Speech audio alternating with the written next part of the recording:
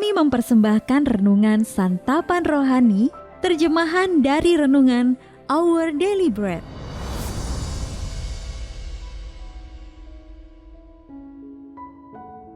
Untuk menerima notifikasi video baru kami, silakan tekan tombol subscribe dan tanda lonceng di bawah ini.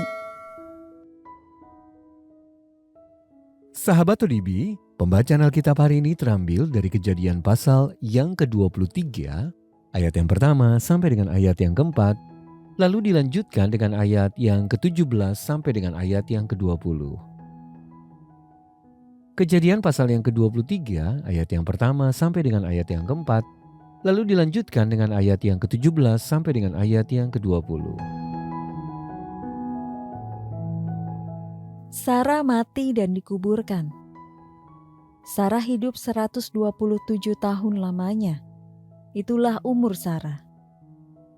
Kemudian matilah Sarah di Kiryat Arba, yaitu Hebron di tanah Kanaan. Lalu Abraham datang meratapi dan menangisinya. Sesudah itu Abraham bangkit dan meninggalkan istrinya yang mati itu, lalu berkata kepada Bani Het, "Aku ini orang asing dan pendatang di antara kamu. Berikanlah kiranya kuburan milik kepadaku di tanah kamu ini, supaya kiranya aku dapat mengantarkan dan menguburkan istriku yang mati itu." Demikianlah ladang Efron yang letaknya di Makpela di sebelah timur Mamre, ladang dan gua yang di sana, serta segala pohon di ladang itu. Bahkan di seluruh tanah itu sampai ke tepi-tepinya, diserahkan kepada Abraham menjadi tanah belian di depan mata Bani Het itu, di depan semua orang yang datang di pintu gerbang kota. Sesudah itu Abraham menguburkan Sarah istrinya di dalam gua ladang Makpela itu, di sebelah timur Mamre, yaitu Hebron di tanah Kanaan. Demikianlah dari pihak Bani Het, ladang dengan gua yang ada di sana diserahkan kepada Abraham menjadi kuburan miliknya. Ayat Mas renungan hari ini terambil dari Kejadian pasal yang ke-23 ayat yang kedua. Abraham datang meratapi dan menangisi Sarah. Renungan hari ini berjudul Sungguh Menakutkan, ditulis oleh John Blaze. Sungguh menakutkan mencintai sesuatu yang dapat disentuh oleh kematian. Inilah permulaan sepenggal puisi yang ditulis lebih dari 1000 tahun yang lalu oleh penyair Yahudi bernama Judah Halevi, yang kemudian diterjemahkan pada abad ke-20. Sang penyair menjelaskan apa yang mendorong ketakutan itu. Mencintai dan kemudian kehilangannya. Dalam kitab Kejadian kita melihat luapan emosi Abraham setelah kehilangan istrinya yang meninggal dunia. Abraham datang meratapi dan menangisi Sarah. Bagian ini mengungkapkan kisah indah penuh duka tentang kepergian salah satu tokoh yang tak terlupakan dalam kitab suci, Sarah. Istri yang setia dari Abraham, sang wanita lanjut usia yang tertawa ketika mendengar kabar bahwa ia akan menjadi seorang ibu, tetapi menangis kesakitan saat melahirkan putranya, Ishak. Sahabat ODB, kita sangat menghargai ayat singkat yang sangat manusiawi dalam Injil Yohanes. Maka menangislah Yesus. Yohanes 11 ayat 35. Air mata sang Mesias di depan makam Lazarus menekankan rasa kehilangan besar yang dialami oleh Tuhan Yesus.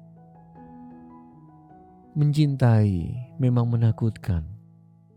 Halevi sang penyair menyebut tindakan mencintai adalah bagi orang bodoh. Tetapi ia juga menyebutnya sesuatu yang suci.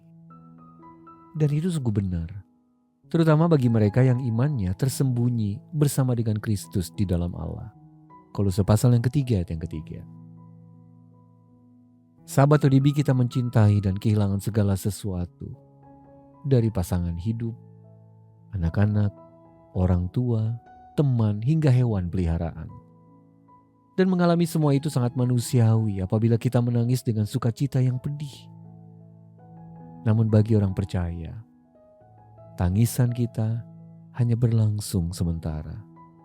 Seperti yang dituliskan Daud dalam Mazmur 30 ayat yang ke-6.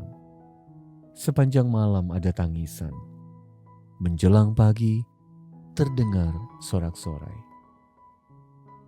Sahabat ODB, Allah Bapa kita tidak akan membiarkan kita kehilangan pengharapan. Sahabat ODB, apa yang mempengaruhi kesanggupan Anda untuk mencintai? Siapa orang terakhir yang Anda tangisi dan mengapa? Mari kita berdoa. Ya Bapa, berikanlah aku keberanian untuk mencintai. Dalam nama Tuhan Yesus kami berdoa. Amin. Mari mendukung pelayanan ini agar kami dapat menjangkau banyak jiwa dengan firman Tuhan yang sanggup mengubahkan hidup. Silakan scan kris yang tertera di layar untuk memberikan persembahan kasih. Tuhan Yesus memberkati.